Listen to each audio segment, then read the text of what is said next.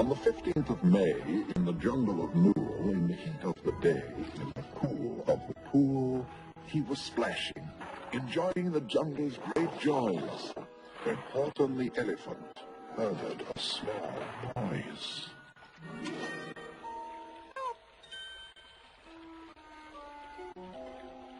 Then he heard it again, just a very faint yelp, as if some tiny person were calling for help. He looked and he looked. He could see nothing there but a small speck of dust drifting down through the air. Most highly peculiar. He'd never heard tell of a small speck of dust that was able to yell.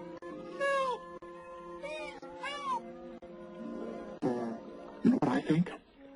I suspect that there must be something alive in that small speck of dust. Some sort of a person of a very small size. Too small to be seen by my elephant's eyes. If so, I should save him, because after all, a person's a person, no matter how small.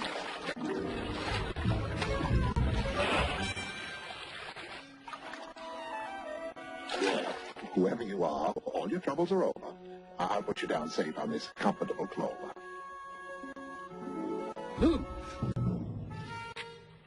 It was Jane Kangaroo, and the small kangaroo in her pouch said, "Achoo!"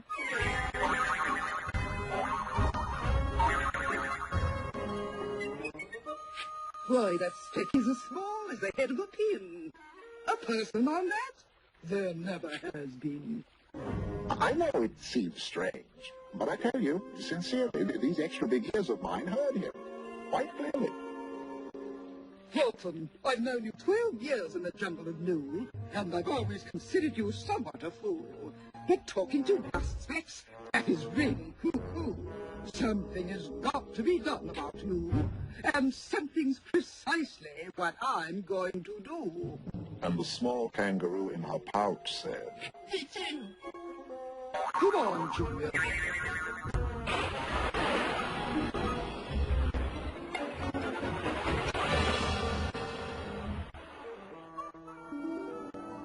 You're certainly lucky that I'm still around. This is twice in one day that you've almost been drowned. I know, and very candidly grateful to know that you care. There really is someone down there. And I wish to say this. You're a most splendid friend. You've helped everyone here on this dust speck go in. You've saved all our houses, our ceilings and floors. You've saved all our churches and grocery stores. What? You have buildings there, too? Oh, all the buildings to you might seem terribly small, but to persons of our size, they're really quite tall. But this is incredible. What are you, anyhow? Not what, sir. I'm a who. A who. You're a who? Yes, a who. W-H-O. Who. I live here in Whoville. And what does a who do? Who do? Well, I am Dr. H. Hoovey, Professor of Science. I've worked 50 years on microscope appliance to prove to the people who live in this place that there are worlds beyond ours, like yours, out in space. But the people down here don't believe me. They don't.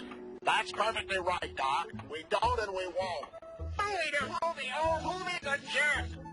That's their opinion of me and my work. Well, Dr. Hoovey, I can see that it's rough to have all those troubles. You sure got enough. Anything I can do, any help I can lend, please call on me. Horton, you're a lovely friend. See what I mean, Mrs. Tucanella? He talks to dust specks. Mrs. Tucanella, it's our duty to warn everyone. Spread the word, Mrs. T, throughout Precinct 23. Really? This is highly confidential. This is just between us two, but Mrs. Tucanella told me Horton's talking to a who. A who? Who's a who? Well, my dear, that's just the point. There isn't any who. Horton's brain is out of joint. For goodness sake, a who? Now, I know you won't repeat this strictly old friendly. Of course. But Mrs. Tessa Tucanella is an unimpeachable source, and she says irrefutably it's indubitably a fact. Horton skips a bit sophistic. In other words, he's cracked. He ought to be psychoanalyzed. Oh no, the psychoanalysis is too expensive for Helen. I never charge by the pound.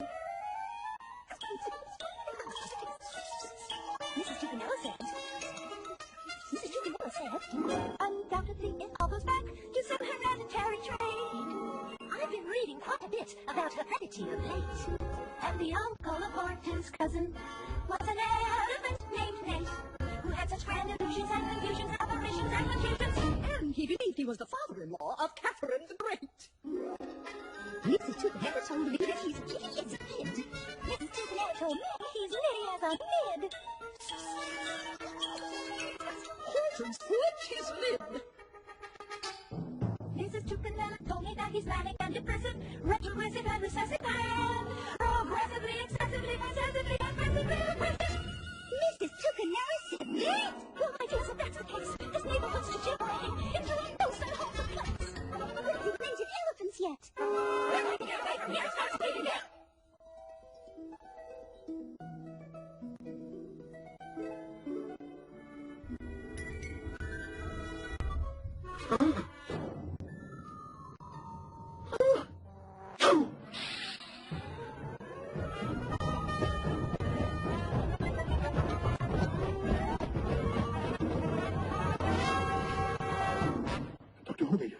Dr. Hoovy, is everything all right down there? Yes, aside from a slight breeziness, everything's all right. But it is very discouraging, Mr. Horton. Nobody believes that you exist, or that anything exists outside his own little world. Dr. Hoovy, he talked to a host who will not talk to nobody knows. Then he said, My dear,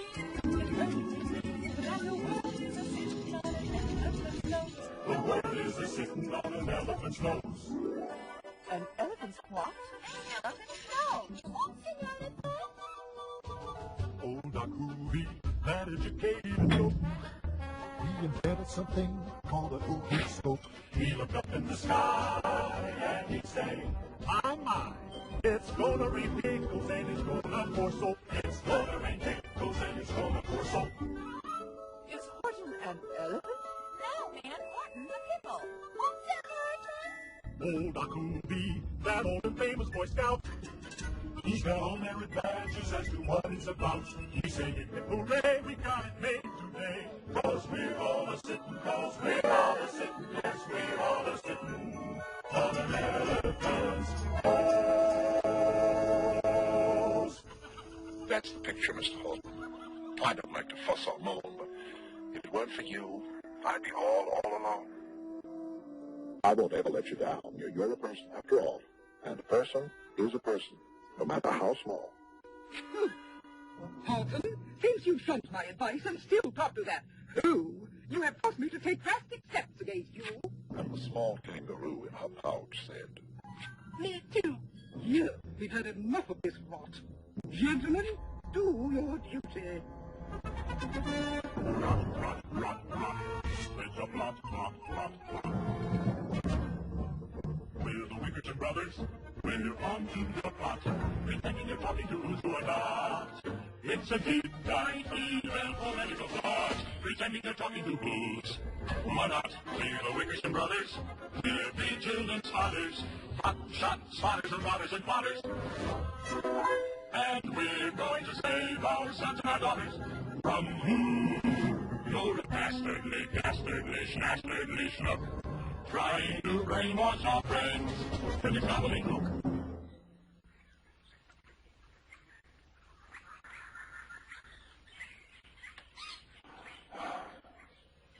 We know what you're up to, pal.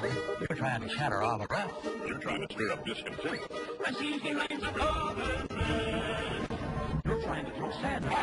You're trying to kill free enterprise and raise the cost of pigs and cakes and wreck our communist rates. And shut our schools and steal our schools and even change our football rules. Take away our garden tools and lock us up in vestibules. But fortunately, we're no fools. We're the Wickerton brothers. We know your type, and we're putting a stop to this ridiculous strike. We're the Wickerton brothers, we're swamping your crowd. There'll be no more talking to who's who are not. There'll be no more talking to who's who are not. There'll be no more talking to who's who are not. There'll be no more talking to who. No more talking to who are not. They took Horton's clover, they carried it off to a black-bottomed eagle, a quiz-of-a-cloth, a mighty, strong eagle, very swift wing. And they said, "Will you kindly dispose of this thing?" Then that eagle flew off with the flower in his beak. Hidey-hi, hidey-ho, let us play hide and seek. Dr. Hoovy, fasten your seatbelt. Tie yourself down. Back your hatches. Sandbag the whole town. Back our hatches? I don't understand. What is a seatbelt? We're fresh out of stand. Please grab hold. Hold tight, or you'll all go kaput. Good gracious, good heavens, more trouble afoot. All that late afternoon, and on into the night, that black-bottomed eagle flapped on in fast flight, while Horton chased after with groans over stones that tattered his toenails and battered his bones.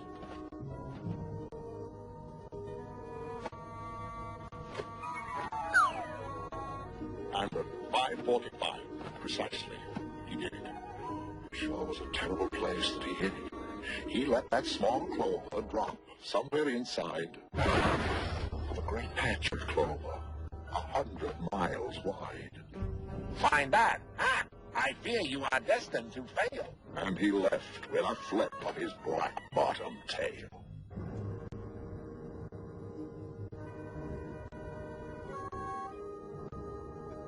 Oh, my aching back, my aching trunk. If I can't find my friends on that clover, they're sunk. But I'll have to find them, because after all, a person's a person, no matter how small. And clover by clover by clover, with care, he picked and he plucked and he called. Are you there? But clover by clover by clover, he found that the one he was seeking was just not around. And by noon, poor old Horton, more dead than alive, had picked, plucked, and piled up 3,000,005, all through the afternoon, hour after hour.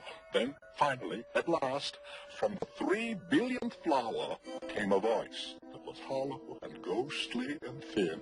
Mr. Horton, for goodness sake, where have you been? Dr. Hoovy, quick, doctor, tell me, do tell. Are you safe? Are you sound? Are you whole? Are you well? Am I well? Am I whole? Am I safe? Am I sound? When that black-bottomed birdie let go and we dropped, dreadful crashing occurred. Our clocks have all stopped. At Herkimer's drugstore, the soda pops popped. Look, the Huawei department store seems like it flopped. Such civic disaster has never been topped. Dr. Hoovy, you were absolutely right. You warned us, and you warned us, but we didn't see the light. The things you told us are true. If we only knew.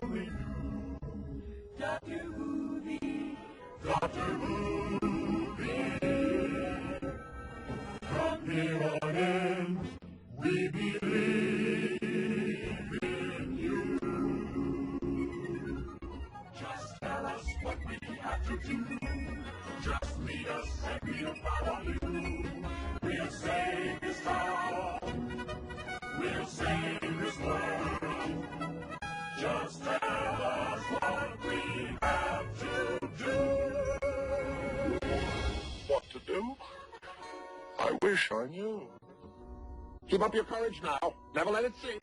Things are getting better. Much better. I think. Horton, for almost 2 days you've run wild and insisted on talking with persons who've never existed. Such carryings on in a peaceable jungle. We've had quite enough of your bungling bungle. Bungling bungle. So, with the help of the Wickersham brothers and dozens of Wickersham uncles and Wickersham cousins and Wickersham in-laws whose help I'm engaged, you're going to be roped and you're going to be caged. He's going to be roped. He's going to be caged. Horton the elephant's going to be caged. He's going to be roped. He's going to be And caged. as for your dust speck, that we will boil in a hot steaming kettle of diesel nut oil. Boil my dust speck? No! That you can't do. It's all full of persons. I'll prove it to you. Boil that dust speck. Boil that dust speck. Boil that dust speck. Boil. Hazelnut. Hazelnut. Hazelnut. You who's don't give up. Caged. I believe in you all. A person, no matter how small. And you very small persons will not have to die if you make yourselves heard. So come on now and try. Sound off, it's time to be heard. Your time's running out, it's your time to be heard. Give with a gargle or chirp like a bird, or blunker, and make yourself heard. Blow on a blueser, anything goes. If you can't blow a blueser, try blowing your nose. If you can't snap your fingers, try snapping your toes. Anything goes. Sound off, come make yourself know. Play the poop on the side of a bow. Play bap on a dinosaur bone. Play anything, neighbor. Just make yourself known. Play on a pen on the hook, up on a coffee machine, play on a pivot, yes, on a pivot, going on something, whatever it is. All noises are needed, refined or absurd. Sound off. Now make yourself good. We're here.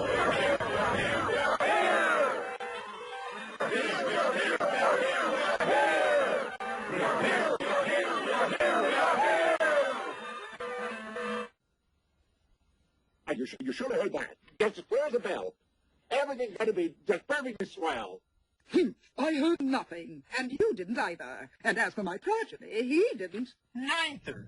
He's going to be roached. He's going to be caged. Martin the elephant's going to be caged. He's going to be roached. He's going to be caged. Martin the elephant's going to be caged. He's going to be roached. He's going to be caged. Martin the elephant's going to be caged. What? To make certain that everyone's working. Look through your town. Is there anyone shirking? Was there anyone shirking? Was every who working? Through the town raced a hoolie from east to west. But everyone seemed to be doing his best. Everyone seemed to be yapping or yipping. Everyone seemed to be beeping or bipping. But it wasn't enough, all this ruckus and roar. He had to find someone to help him make more. He raced through each building. He searched floor by floor. And just as he felt he was getting no, and almost about to give up in despair, in the Fairfax Apartments, apartment 12J, behind an umbrella stand, hidden away, he discovered a very small shirker named Jojo, standing. Just standing. And bouncing a yo-yo, not making a sound, not a yip, not a chirp. Come on, boy, you're needed. He grabbed the young twerp and he raced with the lad toward the Eiffelberg Tower, telling him, "This is your town's darkest hour." Thus he spoke as he climbed. Then he got to the top. Then the doctor said, "Make a yip. Make it stop. Boil that suspect. Can't you yip? Can't you yap?" "I just don't know, sir. I never have tried." Boil that suspect. "You better try soon, or you're going to be fried." Boil. "Well, then, I think I'll try a yip." Hazelnut. Second thought, sir, I think I'll try a yow. Yeah.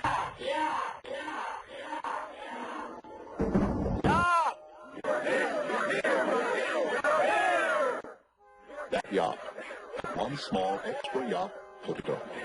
Finally, at last, from that speck on that clover, their voices were heard, ringing clear through the air. They are there. They are there. They are there.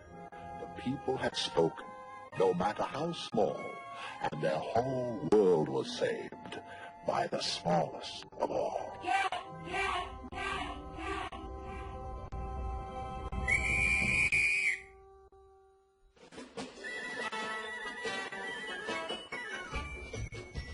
Be kind to your small person friends, so every move may be somebody's father. Be kind to any who on every stack, anyone that might likely be your brother. Oh, be kind to your small person friends, as they fall down from one place to another. Remember, no matter how small, that a person is a person is a person is a person, that a person is a person after all.